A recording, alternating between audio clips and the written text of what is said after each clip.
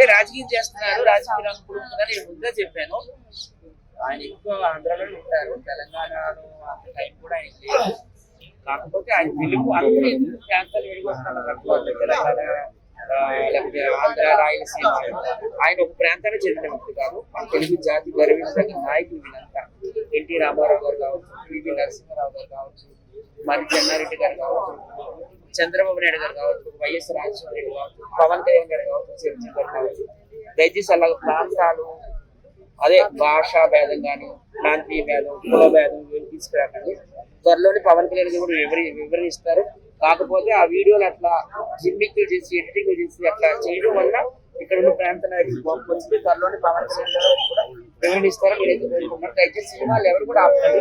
సినిమాకి పవన్ కళ్యాణ్ గారు నిర్మాత కాదు, గవర్నమెంట్ 10,000 మంది ఆధారపడి ఉన్నారు, కార్మికులు కావచ్చు అందరూ కూడా. సో త్వరలోని పవన్ కళ్యాణ్ గారు కూడా వచ్చి మాట్లాడతారు నేనైతే కోరుకుంటున్నాను.